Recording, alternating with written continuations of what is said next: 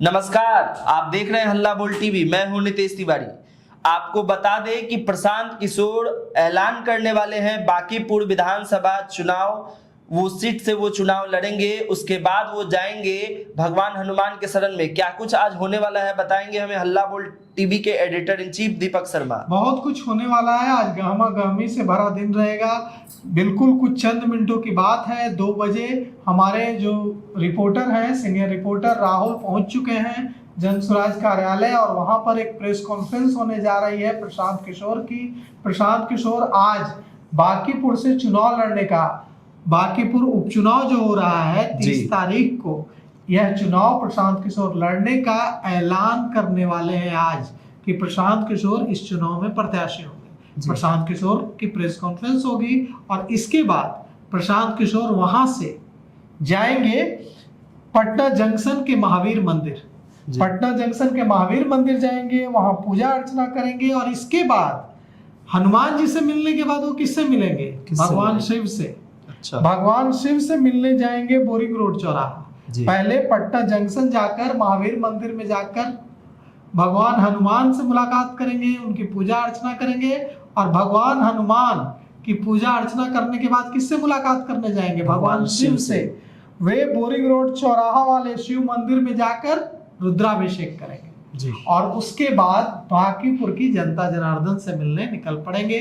वे 11 तारीख को, 11 जुलाई को नॉमिनेशन करेंगे। 13 जुलाई नॉमिनेशन की लास्ट डेट है। 11 जुलाई को प्रशांत किशोर नॉमिनेशन फाइल करेंगे।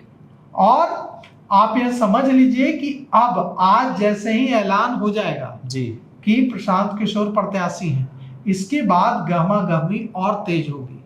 अभी तक तेजस्वी यादव ने महागठबंधन के जो दल हैं, महागठबंधन की जो पार्टियां हैं, उनसे संपर्क तक नहीं किया है। तो उनसे संपर्क तक जब नहीं किया है तो वहां भी नाराजगी है। कांग्रेस नाराज कि देखिए तेजस्वी यादव अहंकारी हो गए हैं। चुनाव में अब 25 दिन बचा है और अभी तक हम लोगों से बात तक नहीं की, प्रत्याशी के नाम पर एक बार राय मशविरा तक नहीं किया। कांग्रेस ने को यह बात बहुत खटक रही है, दूसरी वामपंथी पार्टियों को भी यह बात बहुत खटक रही है और इसका खामियाजा भुगतना पड़ सकता है। राष्ट्रीय जनता दल के सूत्रों ने एकदम साफ कर दिया है कि उनका कोई इरादा यहां इस चुनाव में कांग्रेस को मौका देने का या प्रशांत किशोर को समर्थन करने का नहीं है। राष्ट्रीय जनता दल कैंडिडेट उतारेगी। अब राष्ट्रीय जनता दल कैंडिडेट उतारेगा तो इसके लिए जरूरी था ना कि महागठबंधन के सहयोगी दलों से बात करते, माले के साथ मीटिंग करते, सीपीआई सीपीएम के साथ मीटिंग करते, कांग्रेस के साथ मीटिंग करते और कहते कि एकजुट होकर लड़ना है। तो ऐसा होता नहीं दिख रहा। तो यहाँ पर 2 बात है। यह भी चर्चा चल रही है कि तेजस्वी यादव प्रशांत किशोर का समर्थन नहीं करेंगे, लेकिन पूरी ताकत से चुनाव भी नहीं लड़ेंगे। प्रशांत किशोर को मौका दिया जाएगा कि अगर आप कमजोर प्रत्याशी उतारकर और ठंडे तरीके से चुनाव लड़कर कि अगर आप लड़ सकते हैं, हरा सकते हैं भारतीय जनता पार्टी को, तो हरा के विधायक बन जाइए, वहां से कोई प्रॉब्लम नहीं है। और कहा जा रहा है कि इसी रणनीति के तहत तेजस्वी यादव एकदम चुप्पी साधे हुए हैं। और अगर यह रणनीति है तो इससे प्रशांत किशोर को बड़ा फायदा होगा। इस रणनीति से प्रशांत किशोर को बड़ा फायदा होगा। और आप समझ लीजिए कि अगर ऐसा होता है तो वहां कुछ भी परिणाम आ सकता है। यह भी हो सकता है कि वहां भारतीय जनता पार्टी हार जाए। क्यों हम ऐसा कह रहे हैं?